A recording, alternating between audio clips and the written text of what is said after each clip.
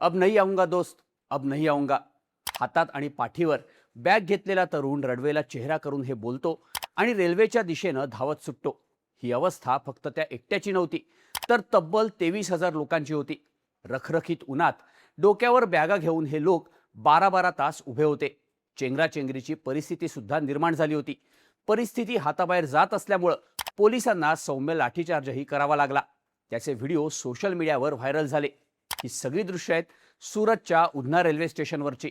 उत्तर प्रदेश, बिहार आणि मध्य प्रदेशात आपल्या मूळ गावी जाण्यासाठी या मजुरांनी रविवारी सकाळपासून स्टेशनवर गर्दी केली.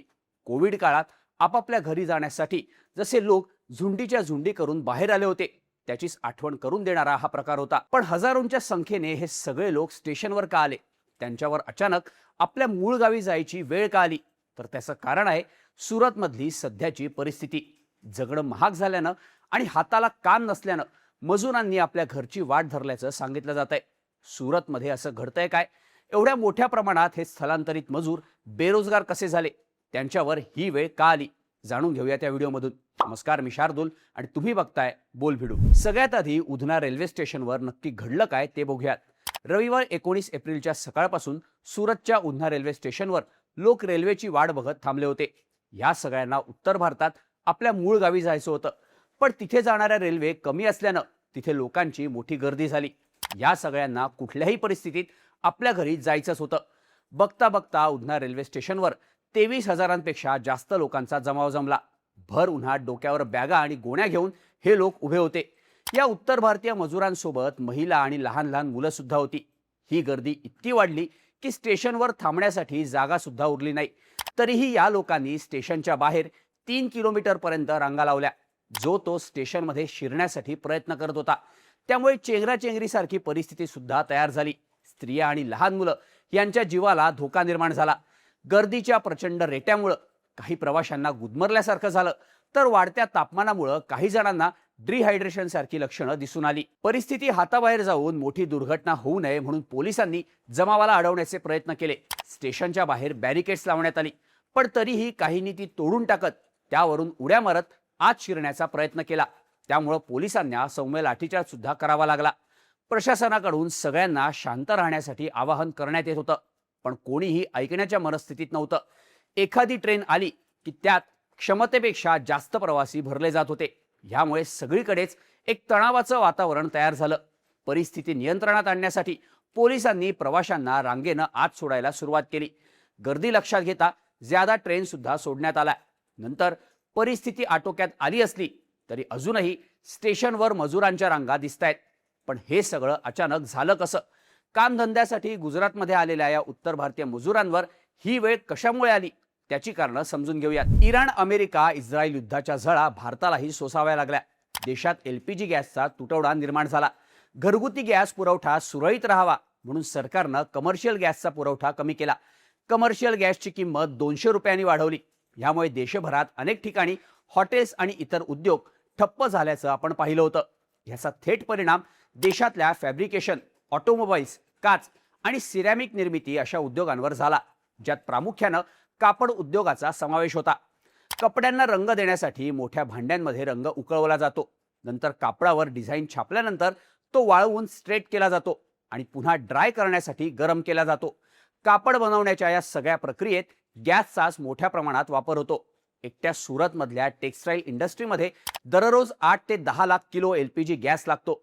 आता एवढ्या मोठ्या प्रमाणावर लागत असणारा हा गॅस 200 रुपयांनी महाग झाल्यानं पांडेसरा, सचिन GIDC, उधना आणि कडोद्रा या औद्योगिक क्षेत्रातल्या कापड गिरण्यांना हा खर्च परवडत नव्हता.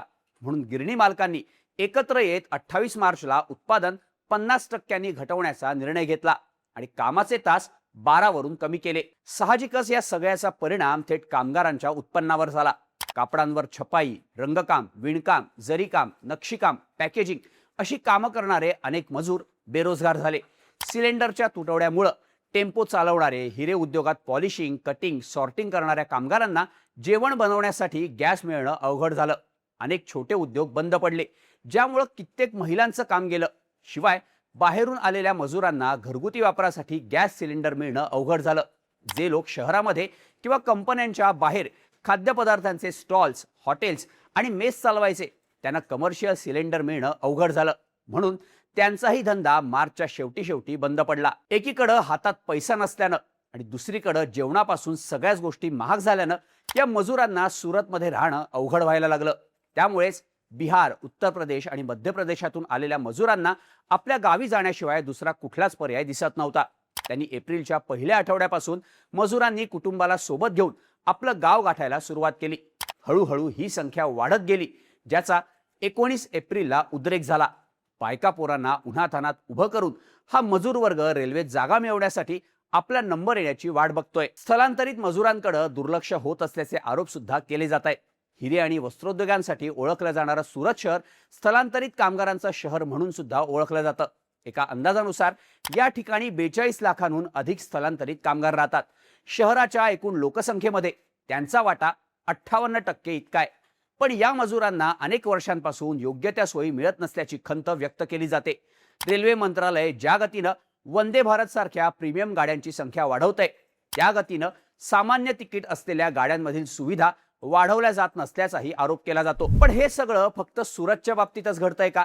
तर नाही. आखाती युद्धामुळे झालेल्या गॅसच्या तुटवड्याचा परिणाम देशभरातल्या अनेक राज्यांवर झालाय. मुंबई, पुणे, दिल्ली, तामिळनाडूचं तिरुवनंतपुरम, कोइंबतूर, हरियाणाचं गुडगाव, मानेसर, पंजाबचं लुधियाना अशा अनेक शहरांमध्ये मोठ्या प्रमाणावर कापड गिरण्या चालतात. तिथेही काम करणारे कामगार हे मोठ्या प्रमाणावर उत्तर भारतीयच आहेत. त्यांनीही आपल्या घरची वाट धरली आहे. येण्या जाण्याचा परवडणारा मार्ग म्हणून हे कामगार रेल्वेनंच प्रवास करतायत. काही दिवसांपूर्वी कोकणातून मुंबईकडे येणाऱ्या एका चाकरमान्यानं रेल्वेतली गर्दी दाखवणारा एक व्हिडिओ शेअर केला होता. त्या व्हिडिओमध्ये रिझर्वेशनच्या डब्यात गर्दी करणारे लोक तामिळनाडूमधून येणारे उत्तर भारतीय असल्याचं दाखवण्यात आलं होतं. मुंबई, ठाणे, डोंबिवली, भिवंडी, पुणे, भोसरी, पिंपरी चिंचवड, चाकण, छत्रपती संभाजीनगर अशा अनेक शहरांमधून हे स्थलांतरित मजूर आपापल्या घरी जात आहेत. LPGच्या टंचाईमुळे महाराष्ट्रात बाहेरून आलेल्यांना स्वयंपाकासाठी गॅस मिळणं कठीण झालंय. शिवाय मेसचं जेवण 30 ते 40 रुपयांनी महागल्यानं घरी गेलो नाही तर जगणं कठीण आहे, अशी या सगळ्यांची भावना आहे. फक्त उत्तर भारतीयच नाही तर महाराष्ट्राच्या कानाकोपऱ्यातून नोकरी आणि शिक्षणासाठी मोठ्या शहरात आलेल्यांची परिस्थिती सुद्धा काहीशी अशीच आहे. संभाजीनगरच्या वाळूजमध्ये सिलेंडर मिळत नसल्यानं रांगेत थांबलेल्या एका व्यक्तीनं थेट स्वतःचं डोकंच फोडून घेतलं होतं. अकोल्यात सिलेंडरसाठी रांगेत उभ्या असलेल्या नागरिकाचा मृत्यू झाला होता. उशिरा दिलेल्या तारखेलाही सिलेंडर मिळत नसल्यानं भंडारा, धुळे आणि जळगावमध्ये लोकांनी रास्ता रोको आंदोलनं केली. मुंबई, पुणे, संभाजीनगर अशा शहरांमध्ये शिक्षणासाठी आलेली मुलं मेसचा खर्च वाढत असल्यानं गावची वाट धरतायत. आता स्थानिक लोकांनाच गॅस मिळत नसल्यानं छोटे उद्योग करण्यासाठी बाहेरच्या राज्यातून आलेले लोक मोठ्या प्रमाणात आपापल्या गावी जात आहेत. भारतात पुढील 45 दिवस पुरेल एवढ्या LPG गॅसचा साठा उपलब्ध असल्याचं आणि उत्पादन वाढवल्याचं सरकार नेहमी सांगतंय. पण जमिनीवरची परिस्थिती फार वेगळी असल्याचं लोक सांगतायत. दिवसेंदिवस लोकांमध्ये असुरक्षितता वाढते. त्यामुळे हे सगळं कधी थांबणार? मध्य पूर्वेतल्या युद्धाच्या झळा भारताला अजून किती सोसाव्या लागणार? हाच प्रश्न सध्या सगळ्यांना पडलाय. तुम्हाला या सगळ्या परिस्थितीबद्दल काय वाटतं? याबद्दलच्या तुमच्या प्रतिक्रिया कमेंट करून नक्की सांगा आणि अशाच माहितीपूर्ण व्हिडिओजसाठी बोलभिडूच्या YouTube चॅनलला सबस्क्राईब करायला विसरू नका.